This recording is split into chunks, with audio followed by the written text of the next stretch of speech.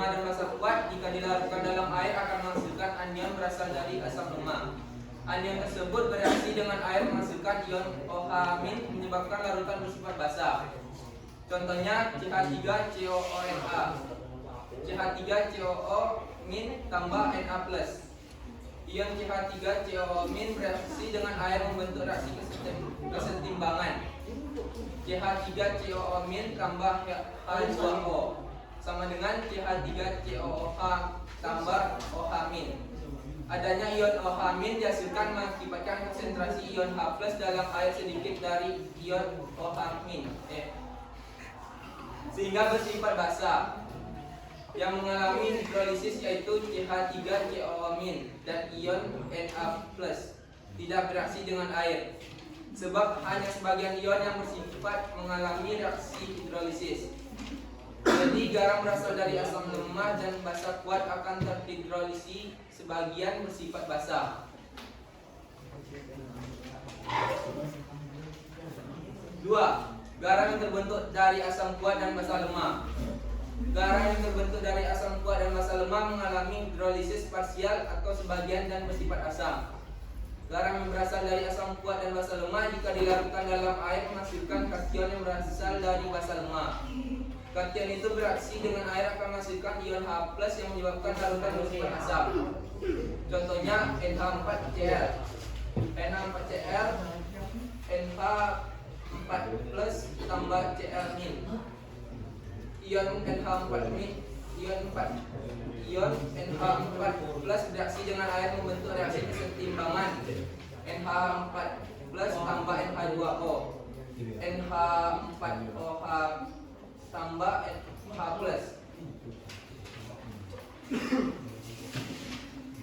Adanya ion H+ dihasilkan dari reaksi mengakibatkan konsentrasi ion H+ di dalam air lebih banyak dari konsentrasi ion OH- sehingga larutan bersifat asam. Asam dari kedua ion dihasilkan oleh garam hanya ion NH4+ yang mengalami hidrolisis, sedangkan ion Cl- tidak bereaksi dengan air. Jika dianggap bereaksi, maka HCl yang terbentuk akan terionisasi menghasilkan Cl- kembali hidrolisis. Ini disebut hidrolisis sebagian karena hanya sebagian ion mengalami reaksi hidrolisis. Jadi garam yang berasal dari asam kuat dan basa lemah akan terhidrolisis sebagian dan bersifat asam.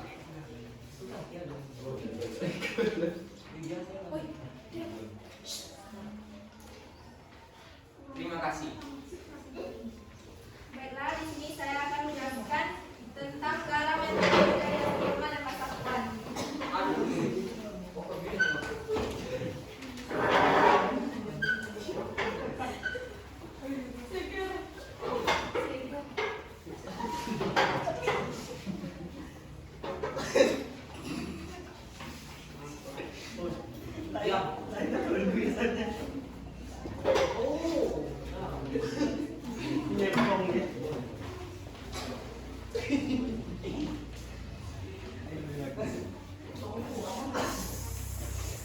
Nah, di sini sebagai contoh yaitu CH3CONA.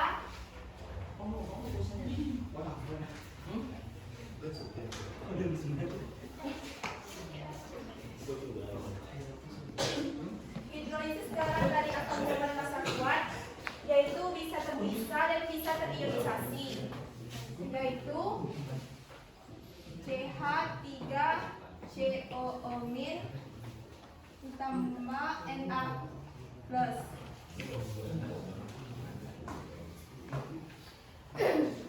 Na ini bermuatan positif karena ciri suatu garam itu bisa terionisasi yang membentuk ion positif atau kation. Apakah teman-teman mengerti? Selanjutnya CH3COO ini bernilai positif karena di dalam garam itu ada ion negatif yang disebut dengan anion. Jadi CH3 ini berperan sebagai anionnya.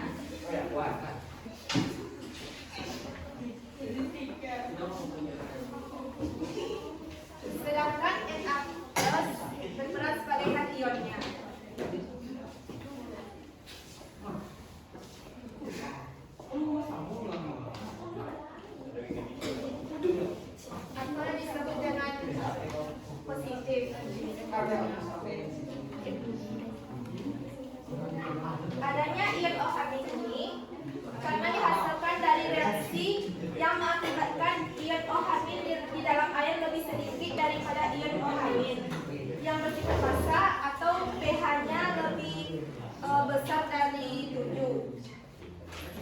Sekian dari saya tentang garam yang terbentuk dari asam lemak dan massa kuat. Kalau ada kesalahan mohon dimaafkan. Iya. Selanjutnya kita masuk contoh garam yang terbentuk dari asam kuat dan massa lemak.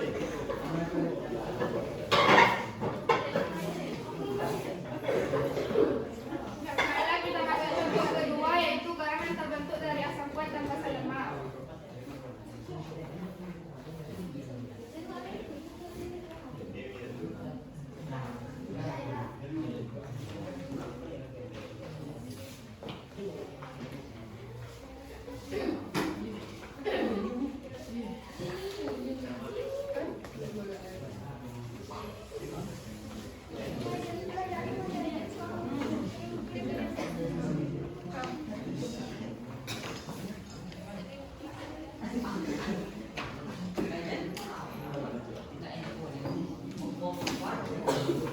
Contoh senyalanya ialah NH4Cl.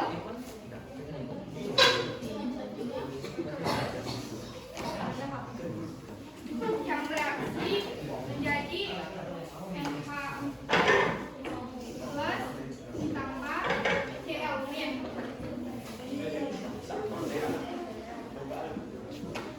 Di mana ion NH4 plus ini adalah anion dan ion Cl min ini adalah kation.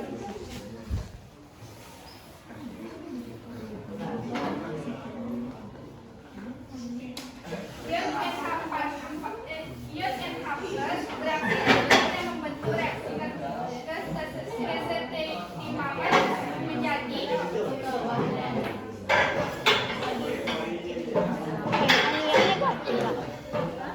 Aniannya negatif, Pak. Kalau positif. Iya.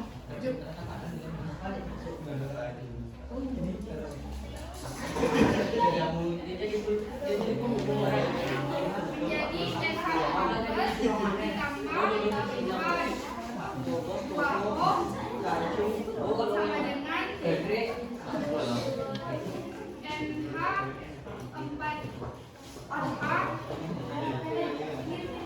ditambah H plus.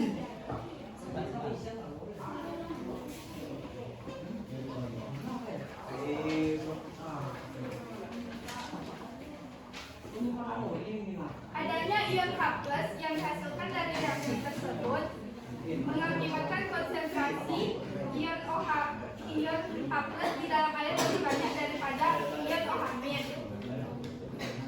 sehingga larutan bersifat garam, bersifat asam.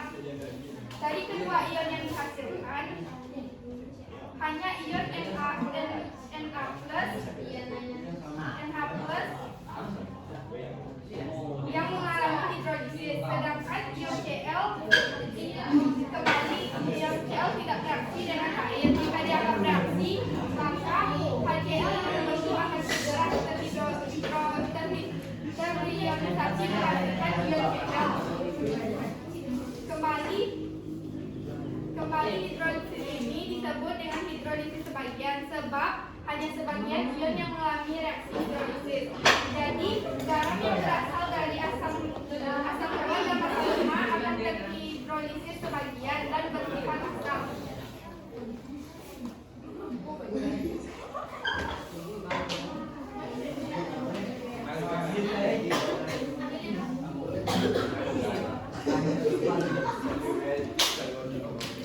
Baiklah,